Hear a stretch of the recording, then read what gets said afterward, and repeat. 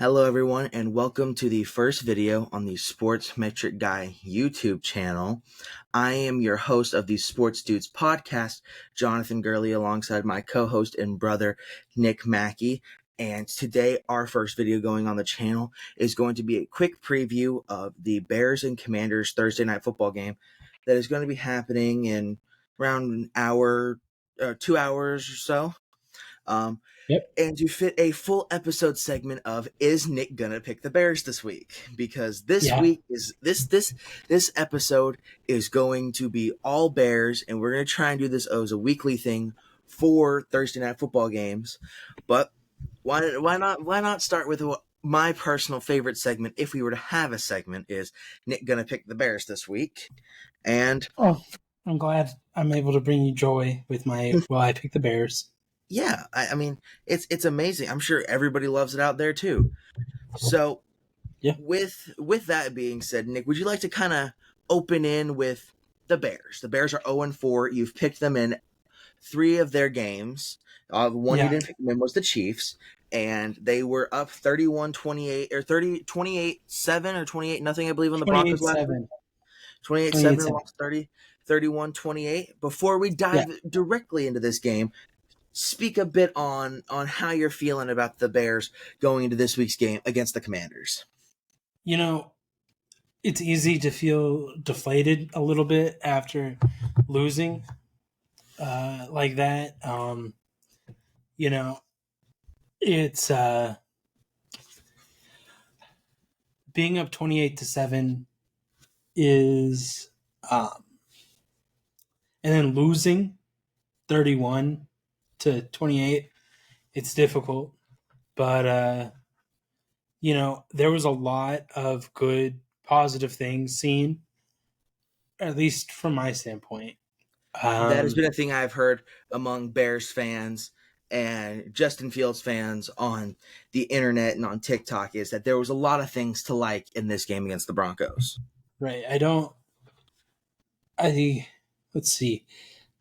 I mean, him throwing for 4 touchdowns is just Justin Fields throwing for 4 touchdowns. Great. He threw for 335 yards, 4 touchdowns, and 1 interception. But if I remember right, the interception was pretty crucial. Yeah, it was. I believe it was after I was watching the end of this game, and I believe it was after Justin Fields on a crucial second down with pressure coming, just threw the ball over the middle of the field, like just over the offensive lineman, and picked up an intentional grounding call. Towards the very end, and it was a crucial interception, but it was Fields more trying to make the play and forcing it downfield. Right, but the offense really seemed like it was clicking. The defense was holding the Broncos, and now I realize the Broncos picked up their first win, and so it's not like it was a 3-0 team they were playing last week, but I mean they looked like a team that had it somewhat together, and so that was a positive for me. And I mean, you gotta look on the bright side of things, especially when you're dealing with a team that isn't doing that well. Yeah, that's as incompetent as the Chicago Bears. What they haven't won a game since Queen Elizabeth died. So just she was all that was keeping their win. They just need to resurrect her, I guess. Okay.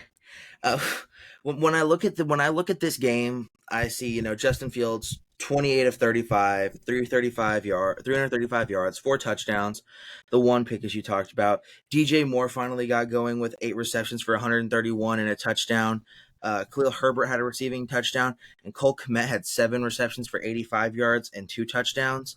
And the Bears were able to get the running game going, not necessarily through Justin Fields, but through their running back Khalil Herbert, who had 18 carries for 103 yards.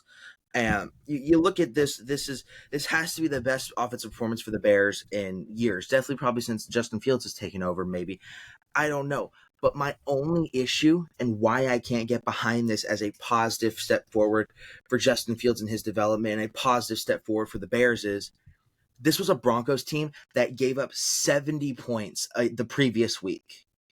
This is a team that the Dolphins immediately just ran holes through. This is a team that they faced a team that arguably their best edge rusher that should be the best edge rusher on the team in Randy Gregory, who signed a 5-year, $80 million deal last year, just got cut yesterday. I mean, you're looking at a Broncos team that is just not good. Russell Wilson and Sean Payton are not the answers there.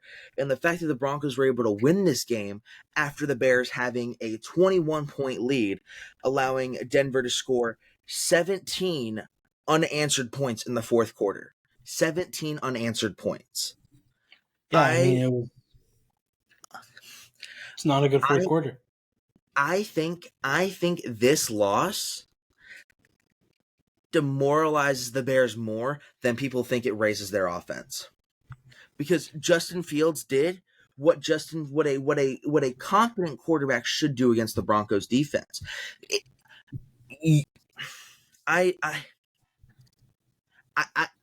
I'm gonna need to see something similar from this for Justin Fields, and see him building on these games and building on these games and building on these games. And that's the same thing that's going to be said for the Jets this week. I know they're not playing the Jets, but I'm only bringing this up because Zach Wilson had been awful, and he put together a good game against a loss against the Chiefs. But am I sold on Zach Wilson still? No. But No. Can Zach Wilson build on it this week? Yes. But before I can say this is a stepping stone in Justin Fields' career for a turnaround, I need to see something more from that tonight from Justin Fields. If you pick up on what I'm saying. Yeah. I mean, I think no matter how you slice it, Justin Fields has to come out and show that last week was not a fluke, and that he has to come out and show that he really is the quarterback of the future. And now a bit on the team that the Bears are playing. The Commanders lost to the Eagles last week, fell to 2-2. Close game. A really, really they close took the game. Eagles to the brink of it.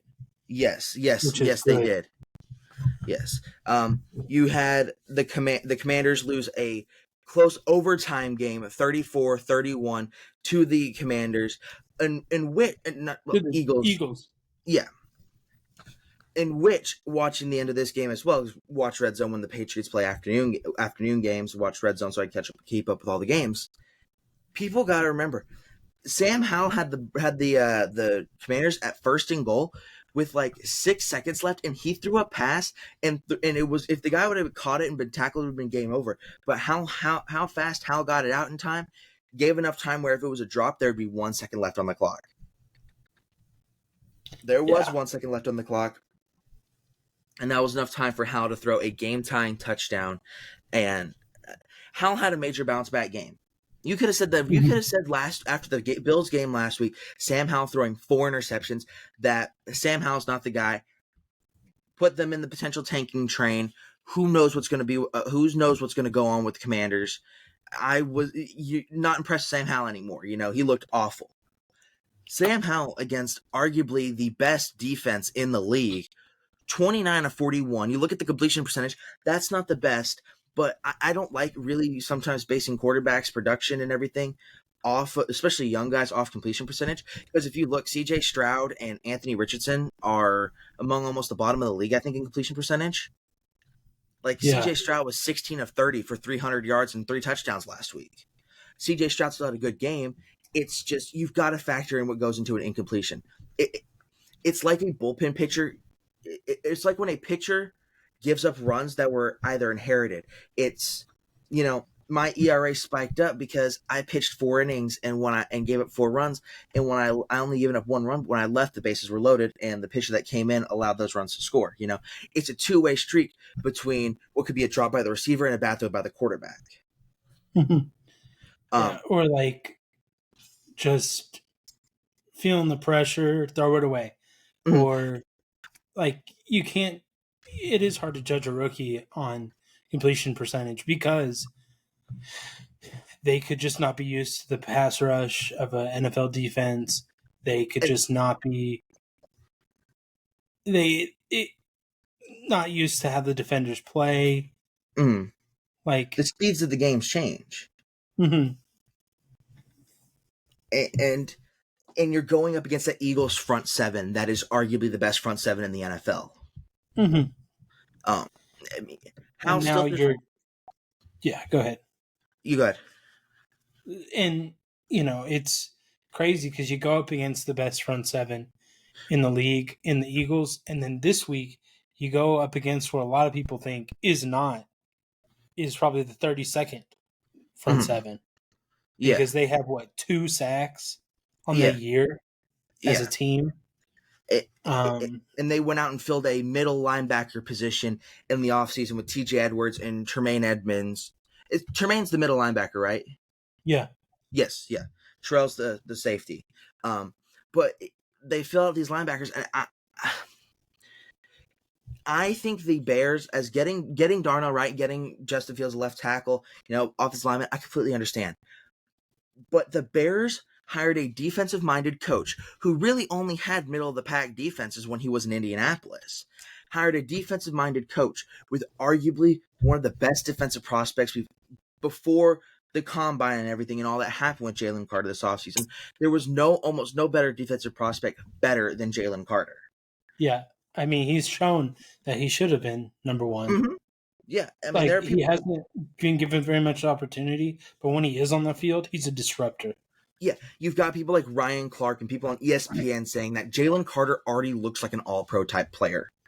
Yeah. I mean, already drawing those comparisons, it's crazy, and I think the Bears are really going to regret passing on him when they had him at 9.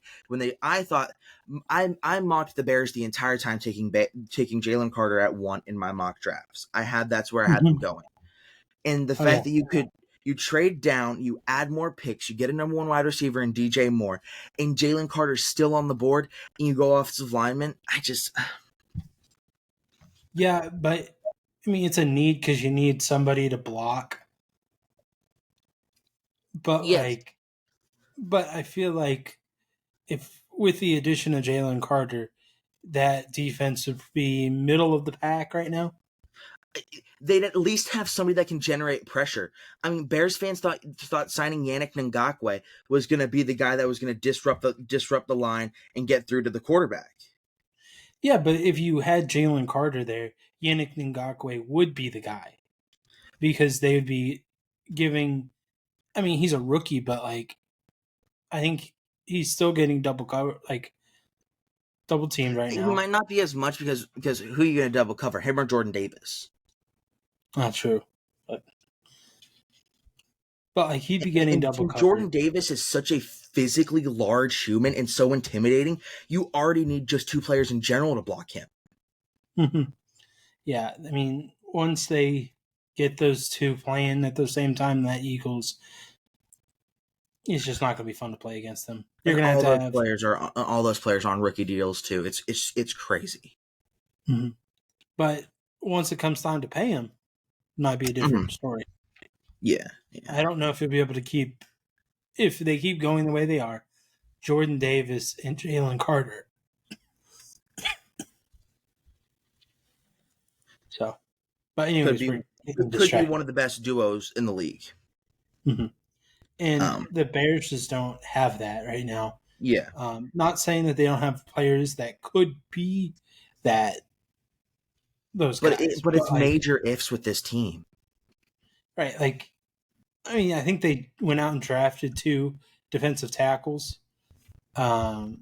in Dexter and Zach Pickens. Mm-hmm.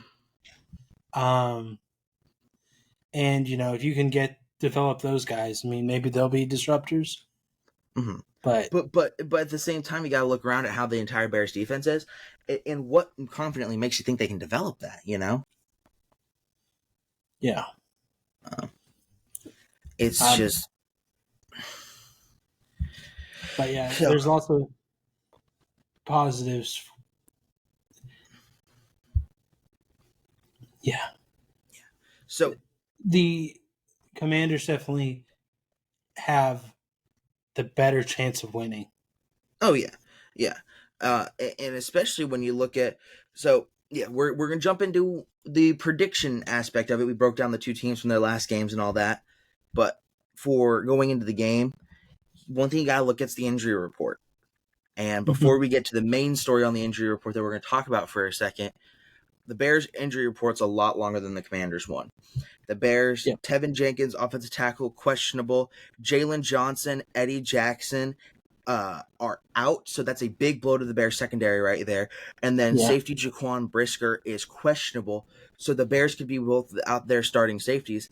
And then this big story surrounding the Bears, and another thing that's going to be a major distraction for them, I think, coming into the week is Chase Claypool's been ruled out, not with injuries, but he called out the coaches, and the Bears want to trade him, and Matt Eberflus and company sent him home. Chase Claypool's not injured or anything; he's at home. Yeah. I think it's kind of a distraction. I mean, You either should have cut him by now, oh yeah, or I'm sure somebody offered you something. but You you're should have not taken getting a fifth or a sixth. You're going to get a conditional. At best, you're going to get a conditional six. That's likely going to become a seventh. it. Hmm. When you traded what became a first round pick for Chase Claypool, I don't know why the Bears thought that'd be a good idea. I don't know what right. The big issue for the Bears, you can blame Eberflus all you want. The real issue is Ryan Poles. Hmm. Ryan Poles, he's been Bears fans think he's the savior. Bears fans, newsflash, Ryan Poles is awful. You look at the decisions Brian Poles makes. Everything. I can't name really one good thing, maybe besides trading the number one overall pick, that Ryan Poles has made. And he made a deal with an aggressive Panthers team that was willing to give him a their pick this year, first round pick, and DJ Moore. That's really the only good thing I can think of off the top of my head that Ryan Poles has done. Yeah. Ryan I Poles. mean, go ahead. Sorry, I did not mean to cut you off there. It's just No, you're Ryan good. Go. Poles. Because it's Bears fans bring up Ryan Poles like he's the savior. He traded a conditional second round pick last year for Chase Claypool, but because the Dolphins forfeited the 32nd overall pick, or forfeited a first round pick, that would have been pick 32. There were 31 picks in the draft that last year. The Bears had the number one overall pick, so that pick was assigned pick 32, giving the Steelers basically a first round pick. Hmm. Which they turned into. They drafted. What was it? It may have been Joey Porter Jr. That's who I think it was. But it also, because the Steelers, I believe, had two. They had two second round picks that last year. I can't remember if it was Darnell Wright or no, not Darnell Wright, Darnell Washington. Um, out because I know the Steelers had two first round picks. For sure. Let me just get quick confirmation and see where that. I'm Yeah, pretty Joey. It sure was it's Joey Joey Porter Porter. Jr. Okay. I mean, just I don't. I'm truly. I am truly just baffled at the fact that the Bears felt Chase Claypool has had prima donna issues and issues of being this type of guy since his rookie year, because the Steelers had that amazing 11-0 team that had to play in the wild card game against the Browns, and Chase Claypool had that just weird 3 or 4 touchdown game, Mhm. and Yeah. really since then it's just been a distraction. I mean, the whole when they were 8-0, I think it was, he said, tweeted out, losing, never heard of her, and all that stuff. Him and Juju making the TikToks and everything like that, turning the league against them and everything. It was just, he's had these issues in the past. I, I, I just, Yeah. I it mean, baffles me. maybe they believed that he could be a number one for them or a number two, and um, that they could fix the issues that he had. Not even a year later, they're sending him home, ruling him out for games, trying to trade him for a fifth or sixth round pick, which they're not going to get. Yeah, no, they're not. They're just not. So that's a quick breakdown of the injury report. We've gone into the teams' games and everything from last week. Now here's where we go into the predictions. And since it's a Bears game, the segment of the week is Will Nick pick the Bears. picking the Bears this week. Nick, take it away. Are you picking the Bears or not? You know, I am going to pick the Bears this week to win. I think it's going to be a close game. I know. But I believe that it could be, if Justin Fields has the same type of game he had last week, they should be able to win. As long as the defense can keep it, and as long as the offense is able to respond and not choke. And the same goes for you, bud.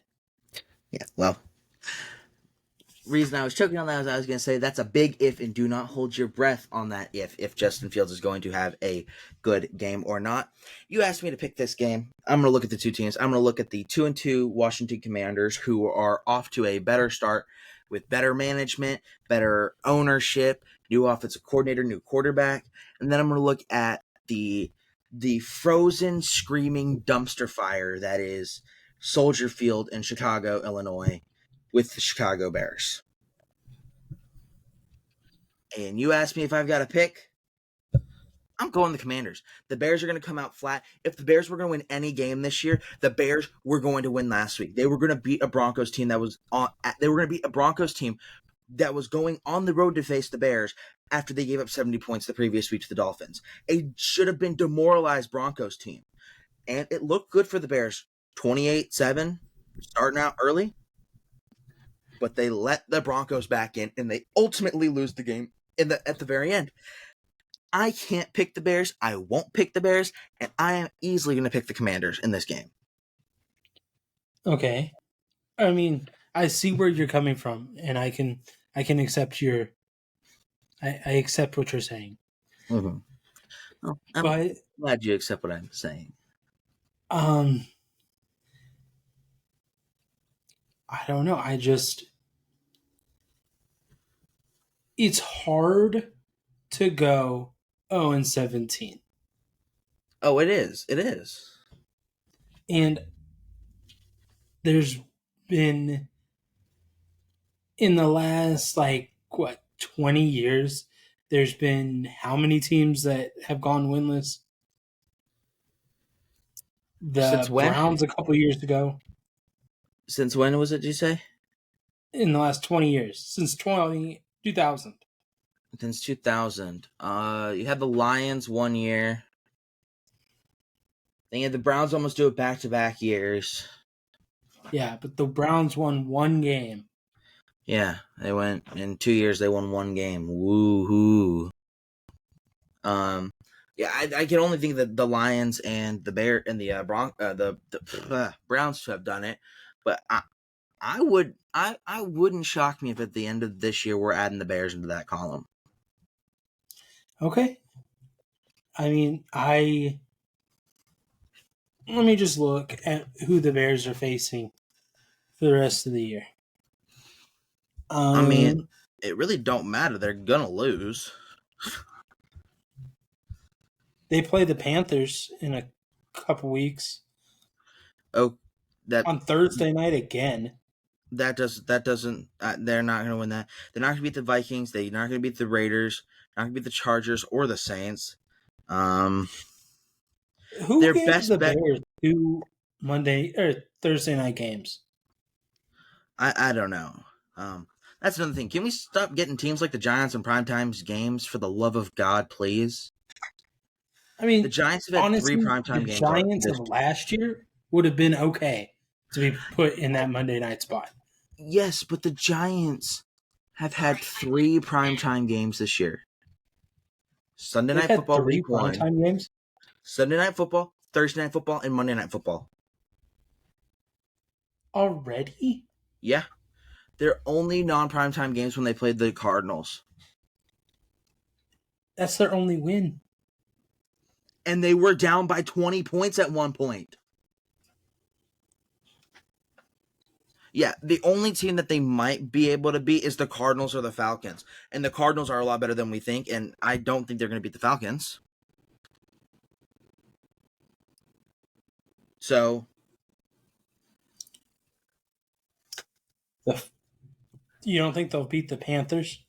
no. I know it's been a struggle so far for Bryce Young and everything like that, but they ain't good. They ain't losing to the Bears.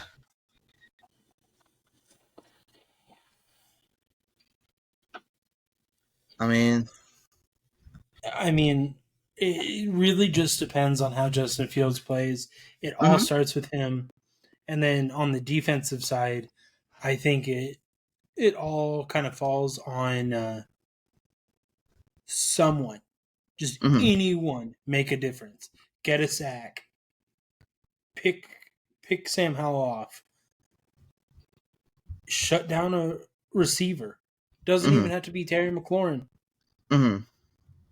Just do something on the defense to show that you can do something. Yeah. So those are your keys to the games for the Bears. My keys to the game for the Bears on offense is establish a run game early. That is the best. I know Justin Fields had a great passing game last week and everything, but the run game is the most dominant thing for the Bears. They've got Justin Fields, a great running back, and they've got Khalil Herbert and Roschon Johnson, two good other young running backs. The running game has to go through Khalil Herbert, but it has to get started established early by Justin Fields. I'd like to see a couple designed runs on the first drive of the game for the Bears. Try and get that running game going and try and wear out that Commanders defensive line, because that Commanders defensive line is really, really, really good. Chase Young's off to a slow start this year, but if any game Chase Young's going to pick it up this year, it's going to be this one. So you have to get that team, you have to get them going early. You have to try and get them tired out fast, and you have to try and get going early by establishing the run game in the trenches against this Commanders team. Now, what the Bears defense needs to do is they need to try and just not allow Sam Howell to feel comfortable and try and force the Commanders to run the ball a lot more, because I think they have a better chance of stopping Antonio Gibson and Brian Robinson than I think this banged up Bears secondary has facing Terry McLaurin, John Dotson, Curtis Samuel, people like that. The Bears need to do everything they can with that banged up secondary to try and force the Commanders to run the ball. Try and force the Commanders to run the ball and do that by getting some pressure on Sam Howell early. Make Sam Howell make some bad throws so you can try and get Eric Bieniemy and Ron Rivera to switch to a run-heavy offense the rest of the game. Now, notice how I think the Bears need to, if the Bears are going to win, they got to run the ball well, and they have to stop the pass game well. So kind of polar opposites on that fact. Now, what are your keys to the game for the Commanders? Keeping Sam Howell comfortable, and letting that defensive line just make Justin Fields run, not let him sit in the pocket. I know that's kind of counterintuitive, like, oh, he's a scrambler, but like, you got people that are going to stop him. And if he doesn't feel comfortable the entire game, he's not going to throw the ball. He's going to run it the entire time. Yeah. Oh, Dick Butkus just died. Are you serious? Yeah.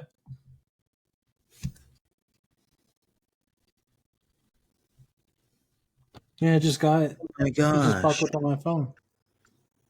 That's awful. Yeah.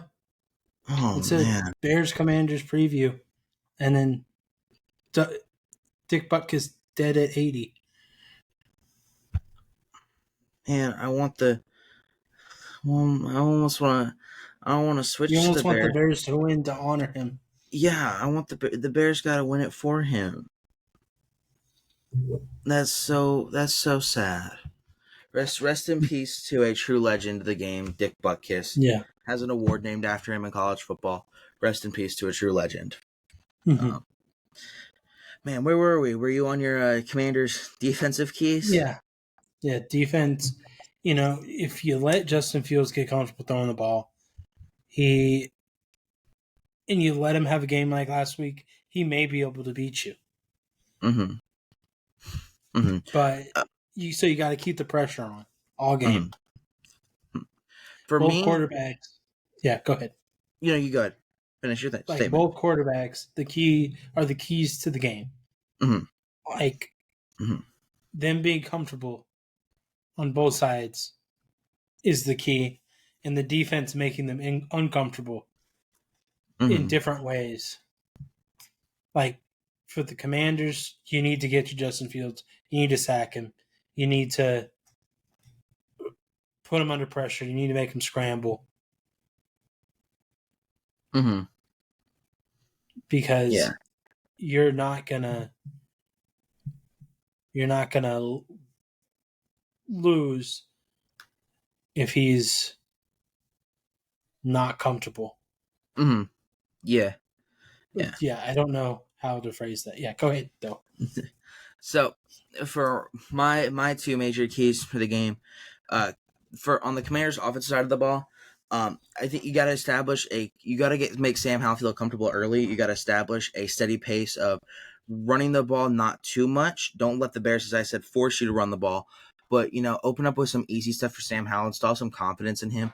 If you open up with confidence in back-to-back games for Sam Howell, that could really be beneficial to this young man's career. So make Sam Howell feel comfortable and just run a simple offense at first and get Sam Howell some confidence to start running some more plays downfield and moving the ball throughout the rest of the game. And the Bears or the Commanders defense is don't let Justin Fields beat you with his legs. Make him throw the ball. I know he threw the ball well last week against Denver, but this Commanders defense is a lot better than the Broncos one.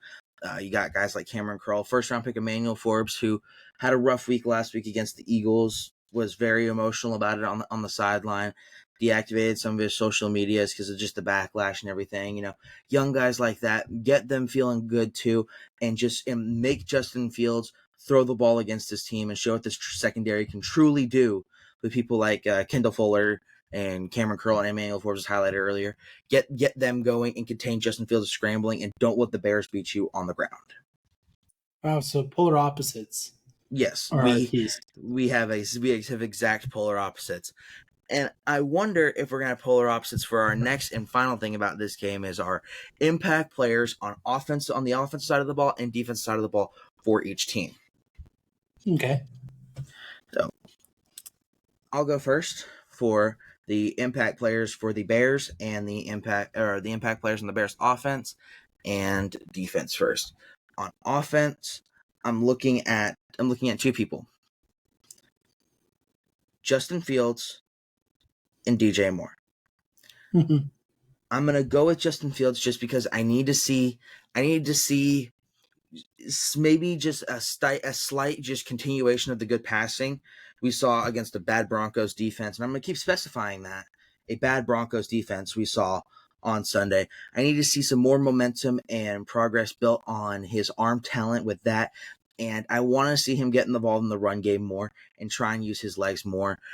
And the reason I brought up DJ Moore, speaking of Moore a lot, is that was DJ Moore's really first, like that was his coming out game of showing the Bears like, hey, I'm the number one guy, I'm the number one receiver here.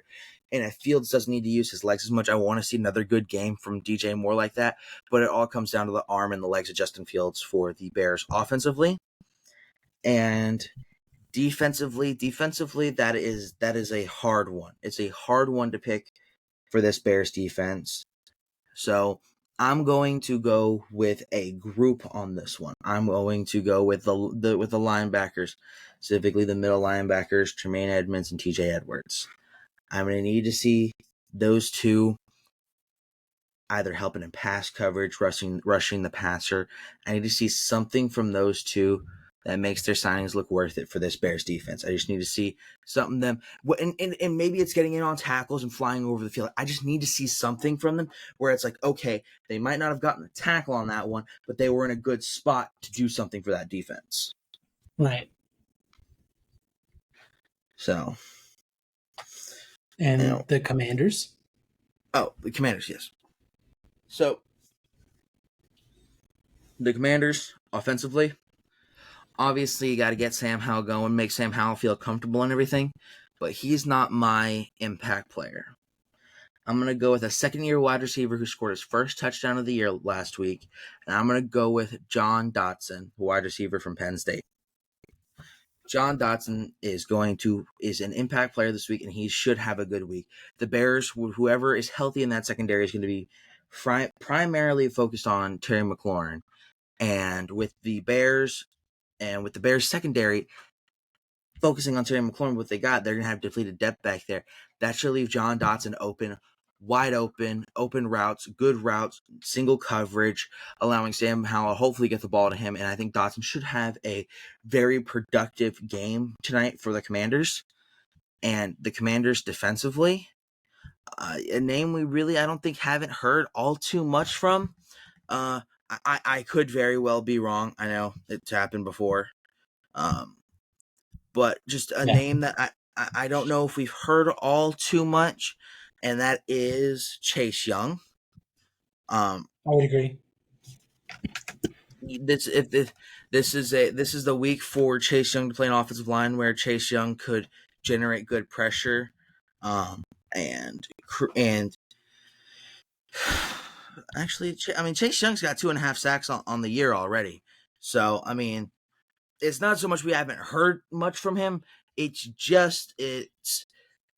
that 2.5 sacks is most of his tackles. He got seven tackles on the year. I need to see. I want to see more involved. Yeah, more involved and more dominance from Chase Young. Whether that's maybe a double team block that allows other people to get in, or if he just flat gets to Justin Fields. I need to see. I need to see more of an impact and increase in production than him just being out there. All right, my impact players for the Bears are. I'm gonna have to go with DJ Moore, making sure if he can get open, and if he can catch the ball and maybe get some yards after the catch, I think they'll be in a good spot. And for the defense, I'm also going to go with the group because I think the secondary really needs to step up because you're facing some really good receivers this week. You need to be able to lock them down. Mm-hmm. And then for the Commanders, I am going to go with, for offense, Sam Howell.